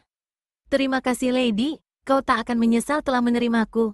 Ketika kembali duduk, Shizuka berkata lirih, orang mengatakan Lord Arai sangat memperhatikan Lady Shirakawa. Mereka mengatakan Lord Arai telah menjaga kehormatan Lady. Kau mengenal Arai? Tanya Kaede tajam. Kami dari kota yang sama, Lady. Dari Kumamoto. Junko tersenyum lebar. Aku akan tenang bila Shizuka yang menjagamu. Sejak saat itu Shizuka telah menjadi bagian dari hidup Kaede, sikapnya yang menyebalkan dan menyenangkan datang silih berganti. Dia gemar menyebar gosip, menghilang ke dapur, istal, kastil, dan kemudian datang dengan membawa cerita baru. Semua orang senang kepadanya dan dia juga tidak takut pada laki-laki. Sejauh yang bisa Kaede lihat, justru laki-laki yang takut padanya, takut akan kata-katanya yang pedas dan lidahnya yang tajam. Walaupun tampak sembrono, dia mengurus Kaede dengan telaten. Saat Kaede sakit, dia memijati kepala Kaede, membawa salep yang terbuat dari tumbuh-tumbuhan, memberi lilin lebah di kulitnya agar lebih lembut, mencabut alis Kaede agar lebih berbentuk. Lambat laun Kaede mulai bergantung dan mempercayainya. Shizuka bisa membuat Kaede tertawa, dan untuk pertama kalinya Kaede mulai berhubungan dengan dunia luar setelah sekian lama terkucil. Kaede mulai mengetahui hubungan antar klan yang tidak berjalan mulus, dan banyaknya dendam yang tersisa setelah perang Yaegahara, usaha Iida untuk bersekutu dengan Otori dan Seisu, orang-orang sedang berebut posisi dan siap-siap untuk berperang. Ia mendengar tentang pembantaian yang Iida lakukan terhadap kaum Hiden dan memaksa sekutunya untuk melakukan hal serupa. Kaede belum pernah mendengar tentang kaum Hiden, dan ia mengira Shizuka hanya mengada-ada. Sampai pada suatu malam Shizuka berbisik bahwa ada laki-laki dan perempuan yang ditemukan di desa terpencil, dan dibawa ke Noguchi dalam sebuah kandang besar. Mereka digantung di dinding kastil hingga mati kelaparan dan kehausan. Burung gagak akan mematuki mereka meskipun mereka masih hidup. Mengapa? Kejahatan apa yang mereka lakukan? Tanya Kaede. Mereka percaya adanya suatu Tuhan yang rahasia, yang dapat melihat segalanya dan manusia tak bisa melawan atau menghindar. Mereka merasa lebih baik mati daripada mengingkari Tuhannya. Kaede gemetar. Mengapa Lord Ida membenci mereka? Shizuka melihat ke kanan kiri, meskipun dia tahu tidak ada orang lain di ruangan ini. Menurut mereka, Tuhan mereka akan menghukum Ida setelah mati. Tapi, Ida orang yang paling berkuasa di 3 wilayah. Dia bisa melakukan apapun yang dia suka. Mereka tak mungkin bisa menghakiminya. Membayangkan bahwa penduduk desa bisa menghukum pemimpin klan nampak menggelikan bagi Kaede. Kaum Hiden yakin kalau Tuhan mereka memandang semua orang sejajar. Tak ada gelar bangsawan di mata Tuhan, yang ada hanyalah orang yang percaya dan yang tidak percaya padanya. Kaede mengerutkan dahi. Tidak heran Ida ingin membantai mereka. Ia ingin bertanya lebih banyak, tapi Shizuka mengubah pembicaraan. Lady Maruyama akan datang hari ini. Kita akan segera bepergian. Senang sekali bisa pergi dari tempat kematian ini, kata Kaede. Kematian di mana-mana. Shizuka mengambil sisir, dan dengan satu tarikan panjang, dia menyisir rambut Kaede. Lady Maruyama adalah kerabatmu. Kau pernah bertemu dengannya semasa kecil? Seandainya pernah bertemu, aku pasti sudah lupa. Aku hanya tahu bahwa dia adalah sepupu ibuku. Kau pernah bertemu dengannya? Aku pernah melihatnya, kata Shizuka sambil tertawa. Orang sepertiku tidak mungkin bisa bertemu, bicara langsung dengan orang-orang seperti dia. Ceritakan tentang dirinya, kata Kaede. Seperti yang kau tahu, dia menguasai wilayah yang luas di barat daya. Suami dan putranya tewas, sedangkan putrinya, sang pewaris tahta, kini menjadi tawanan di Inuyama. Semua orang tahu Lady Maruyama tidak mendukung Tohan, meskipun suaminya orang Tohan. Putri tirinya menikah dengan sepupu Ida. Beredar rumor setelah kematian suaminya, keluarga pihak suami meracuni putranya. Pertama, Ida menawarkan adiknya untuk menjadi suami Lady Maruyama, namun ditolak. Kini, menurut kabar, Ida sendiri yang berniat menikahi Lady Maruyama. Lord Ida kan sudah beristri dan punya anak laki-laki, sela Kaede. Anak Lady Ida selalu mati sejak bayi, dan kesehatan istrinya memburuk. Dia bisa meninggal kapan saja. Mungkin saja Ida yang akan membunuhnya, pikir Kaede, tapi tidak berani ia ucapkan. Lagi pula, lanjut Shizuka, Lady Maruyama tak mau menikahi Ida, begitulah kabarnya, dan dia juga tidak membiarkan putrinya menikahi Ida. Dia yang memilih calon suaminya? Sepertinya dia sangat berkuasa. Klan Maruyama merupakan satu-satunya klan yang pemimpinnya berasal dari garis keturunan perempuan, Shizuka menjelaskan. Itulah yang membuat dia lebih berkuasa dibandingkan wanita lain. Dia juga memiliki kekuatan yang mirip sihir. Dia mampu menyihir orang-orang agar keinginannya tercapai. Kau percaya hal seperti itu? Bagaimana dia bisa bertahan hingga sekarang? Keluarga mendiang suaminya, Lord Ida, berusaha menghancurkannya, tapi dia selamat, meskipun putranya mati dan putrinya ditawan. Kaede menaruh simpati padanya. Kenapa selalu wanita yang menjadi korban? Kenapa mereka tidak memiliki kebebasan seperti yang laki-laki miliki? Begitulah dunia ini, balas Shizuka. Laki-laki lebih kuat dan tidak menyimpan kelembutan maupun belas kasihan. Perempuan jatuh cinta pada mereka, namun mereka tidak membalas cintanya. Aku tidak mau jatuh cinta, kata Kaede. Sebaiknya jangan, Shizuka sepakat, lalu tertawa. Dia menyiapkan kasur dan mereka berbaring.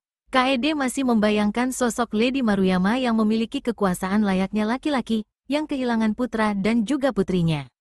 Ia memikirkan putri sang lady, gadis yang kini menjadi tawanan Ida di Inuyama, dan Kaede merasa iba padanya. Lady Noguchi telah mendekorasi kamar untuk menerima sang tamu dengan gaya daerah setempat. Kasa pintu dan jendela telah dilukis pemandangan gunung dan pohon pinus.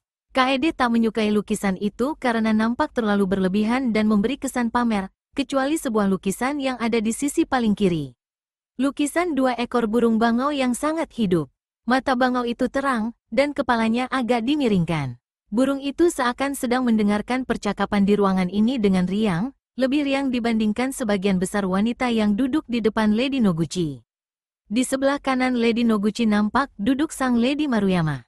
Lady Noguchi memberi isyarat pada Kaede untuk mendekat. Kaede membungkuk dan mendengar mereka bercakap-cakap di atas kepalanya. Tentu saja kami sedih kehilangan Lady Kaede. Dia telah kami anggap sebagai anak sendiri.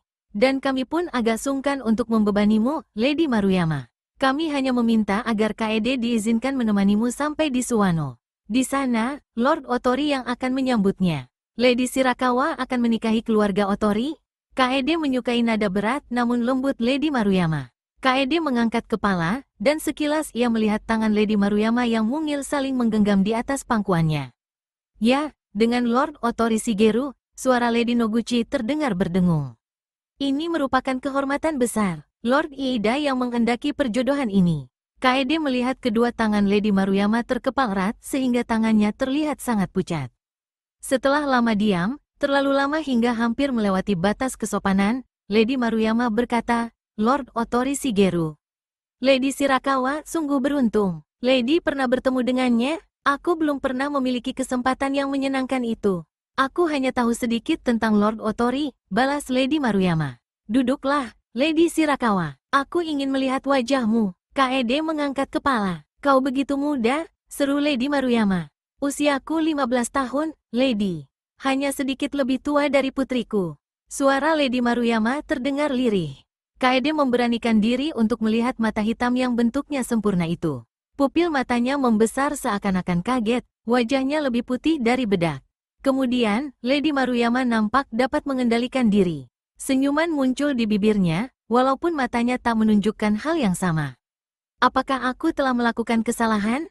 Pikir Kaede dengan bingung. Secara naluri ia tertarik pada wanita ini. Ia yakin bahwa Shizuka benar. Orang akan melakukan apapun juga demi Lady Maruyama. Walaupun kecantikannya telah memudar, namun entah bagaimana garis kerutan di sekitar mata dan mulutnya justru menegaskan karakter dan kekuatan. Ekspresi dingin di wajah Lady Maruyama membuat luka yang mendalam pada diri Kaede. Dia tidak menyukaiku, pikir Kaede dengan sangat kecewa. Seiring dengan mencairnya salju, rumah dan taman kembali bernyanyi bersama air yang mengalir. 6 bulan sudah aku tinggal di Hagi. Waktuku tercurah sepenuhnya untuk belajar melukis, menulis, dan membaca. Selain itu, aku juga mempelajari berbagai cara membunuh, meskipun aku belum pernah mempraktikkannya. Aku merasa seperti bisa mendengar maksud hati semua orang, dan aku juga mempelajari berbagai keahlian lainnya. Tidak semua keahlian itu aku peroleh dari Kenji, ada sebagian yang keluar begitu saja dari diriku. Aku mampu berada di dua tempat dalam waktu yang bersamaan, dan menghilang dari pandangan mata.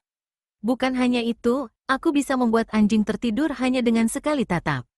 Kemampuan yang terakhir ini aku temukan sendiri, tapi aku merahasiakannya dari Kenji karena dia yang mengajariku tipu daya dan keahlian lainnya. Aku menggunakan kemampuan yang kumiliki bila aturan yang berlaku di rumah Lord Shigeru membuatku jenuh, atau saat aku merasa terjebak dalam rutinitas yang tiada henti, dan letih karena harus patuh pada dua guru yang kejam itu. Terlalu mudah bagiku untuk mengalihkan perhatian penjaga dan membuat anjing tertidur agar aku dapat menyelinap melalui gerbang tanpa ada yang tahu. Bahkan lebih dari sekali, Ichiro dan Kenji merasa yakin kalau aku sedang duduk ditemani tinta dan kuas, padahal aku sedang di luar bersama Fumio. Kami berdua menjelajahi lorong-lorong di sekitar pelabuhan, berenang di sungai, mendengarkan pembicaraan para pelaut dan nelayan, menghirup udara yang bercampur bau air laut, tali rami dan faring nelayan, serta bau berbagai masakan yang diuap, dibakar, direbus, atau dibentuk seperti bakso. Bau makanan itu membuat perut kami bernyanyi kelaparan. Di pelabuhan, aku mendengar berbagai aksen bicara, mulai dari aksen wilayah barat, dari kepulauan, bahkan dari tanah daratan, dan aku mendengar percakapan yang tidak mungkin didengar orang lain. Di tempat ini pula aku tahu tentang rasa takut serta keinginan mereka. Kadang aku jalan-jalan sendiri, melintasi sungai, baik melalui tanggul maupun berenang. Aku menjelajahi daratan yang berada jauh di seberang, di daerah perbukitan di mana ada ladang milik petani yang tersembunyi di antara pepohonan sehingga terhindar dari pungutan pajak. Aku melihat dedaunan hijau yang baru muncul dari dahan, dan aku mendengar dengungan serangga yang sedang mencari serbuk di mahkota bunga pohon chestnut yang berwarna keemasan. Aku juga mendengar gerutuan petani pada pemimpin klan Otori karena memungut pajak yang begitu tinggi. Beberapa kali nama Lord Shigeru disebut, dan aku tahu kekesalan sebagian besar penduduk ini tidak tertuju padanya, tapi pada pamannya yang berada di kastil. Pembicaraan seperti itu termasuk pengkhianatan sehingga hanya mereka katakan di tengah malam atau jauh di hutan, saat tidak ada orang yang bisa mendengarnya, selain aku tentunya, tapi aku tak akan katakan ini pada siapapun juga. Sumber air panas memancar dari tanah, udara terasa hangat, seisi bumi serasa hidup. Aku dilanda rasa gelisah yang tidak aku mengerti. Aku seperti sedang mencari sesuatu yang belum aku ketahui. Kenji pernah membawaku ke tempat pelacuran. Gadis-gadis di sana hanya membuat aku kasihan. Aku teringat pada gadis-gadis di desaku, di Mino. Gadis-gadis ini mungkin berasal dari keluarga yang serupa dengan keluargaku. Beberapa di antara mereka bahkan masih anak-anak. Ketika menatap wajah mereka, aku berusaha mencari wajah adik-adikku. Saat perayaan musim panas datang, kuil dan jalan penuh sesak dengan orang yang lalu lalang. Genderang bertabuh keras setiap malam, wajah dan lengan para penabuh yang berkeringat nampak berkilauan terkena cahaya lampu, tidak terlihat rasa lelah di wajah mereka. Aku tak mampu menahan keinginan untuk turut meramaikan perayaan ini, suasananya yang begitu hiruk-pikuk dan penuh sukacita. Suatu malam aku dan Fumio mengikuti patung dewa yang diarak sekelompok orang dengan penuh semangat. Ketika hendak pamit pada Fumio, aku terdorong ke arah seseorang dan hampir menginjak kakinya. Orang itu berbalik ke arahku dan aku langsung mengenalinya. Orang ini pernah menginap di rumahku dan memperingatkan tentang ancaman Ida. Dia bertubuh pendek gemuk, raut wajah buruk dan licik. Dia pedagang keliling yang kadang datang ke Mino. Belum sempat menghindar, aku melihat kilasan matanya yang mengenaliku dan juga rasa iba.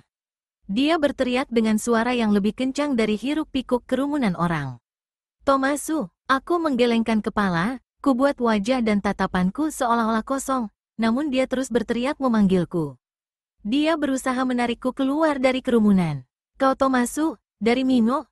Kau salah, jawabku. Aku tidak mengenal orang yang bernama Tomasu. Semua orang mengira kau sudah mati. Aku tak mengerti apa yang kau katakan. Aku tertawa, seolah-olah mendengar sesuatu yang lucu, sambil melangkah ke kerumunan. Dia meraih tanganku dengan kasar, berusaha untuk menahanku dan saat aku melihat dia hendak bicara, aku segera tahu apa yang hendak dia katakan. Ibumu sudah mati, mereka telah membunuhnya, mereka membunuh semua orang, hanya kau yang selamat, bagaimana kau bisa lolos? Dia menarikku lebih dekat ke wajahnya. Dapat kucium bau napas dan keringatnya. Kau mabuk, Patua, aku membentak.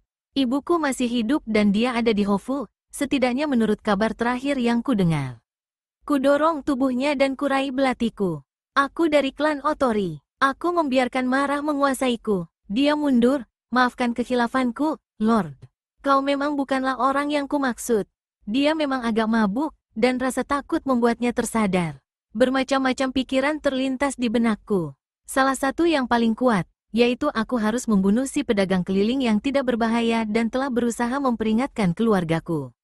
Aku bisa membayangkan dengan jelas caraku membunuhnya, akan aku jauhkan dia dari kerumunan, menjegalnya hingga jatuh, lalu kutikam lehernya dengan belati, mengirisnya hingga ke bawah, dan membiarkan dia terjatuh, terbaring seperti orang yang mabuk, dan darahnya akan mengucur hingga dia mati. Walaupun ada orang yang melihat kejadian itu, mereka tak akan berani mendekat. Kerumunan akan segera melewati kami, belati masih dalam genggamanku. Dia menyembah berulang kali, memohon agar aku tidak membunuhnya. Aku tidak bisa membunuhnya, pikirku, lalu, tidak ada guna aku membunuhnya. Dia sudah yakin kalau aku bukan Tomasu, dan kalaupun dia ragu, dia tak akan berani mengatakan pada siapapun. Lagi pula dia juga orang Hiden. Aku mundur dan membiarkan kerumunan membawaku menjauh dari kuil. Lalu aku menyelinap melalui gerombolan orang yang membawa patung dewa, menuju jalan setapak yang berada di tepi sungai. Jalan yang kulalui gelap, berpasir, tapi aku masih dapat mendengar teriakan dari kerumunan yang larut dalam kegembiraan, nyanyian puji-pujian para biarawan, dan bunyi lonceng kuil. Riak air sungai seolah memukul-mukul dan menghisap perahu dan dermaga. Aku teringat perkataan Lord Shigeru. Namun, sebagaimana sungai selalu berada di luar pintu rumah, begitu pula dunia ini. Dunia tempat kita tinggal. Tatapan mata anjing-anjing yang mengantuk dan jinak mengiringi jalanku saat aku melewati pintu gerbang rumah Lord Shigeru. Para penjaga tidak melihat aku datang. Biasanya aku akan merayap perlahan ke pos penjaga dan mengejutkan mereka. Tapi malam ini perutku mulas, aku tidak bergairah untuk menjahili mereka. Aku kesal atas kecerobohan mereka, mudah sekali bagi anggota Tribe masuk ke sini, seperti yang pernah terjadi. Aku muak dengan dunia yang penuh dengan rahasia, kemunafikan, dan tipu daya. Aku merindukan saat-saat ketika menjadi Tomasu, anak yang gemar berlari naik dan turun bukit. Sudut mataku terasa pedih, Taman dipenuhi bau harum dan bunyi air. Diterangi cahaya bulan, kuncup-kuncup bunga yang mulai mekar memancarkan cahaya putih rapuh. Kesucian bunga-bunga ini mengiris hatiku. Bagaimana mungkin dunia yang indah ini bisa begitu kejam? Lampu-lampu yang ada di beranda berkelap-kelip dan menyebarkan hawa hangatnya. Kenji sedang duduk di keremangan malam.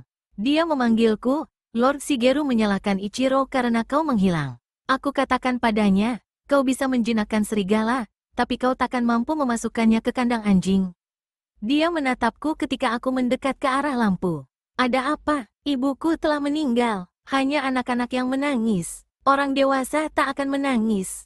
Sosok anak-anak Tomasu dalam diriku sedang menangis, tapi air mata Takeo telah mengering. Kenji menarikku, siapa yang mengatakan? Orang yang ku kenal saat di Mino mengatakan itu ketika bertemu denganku di kuil. Dia mengenalimu? Dia mengira dia mengenalku. Kuyakinkan bahwa dia salah orang. Tapi saat dia mengira aku Tomasu, dia mengatakan perihal kematian ibuku. Aku turut berduka, ujar Kenji acuh tak acuh. Kuharap kau telah membunuh orang itu. Aku tidak menjawab, aku tidak perlu menjawab. Dia sudah tahu jawabannya setelah bertanya. Dia memukul punggungku dengan gusar, seperti yang biasa Ichiro lakukan bila aku salah menulis huruf.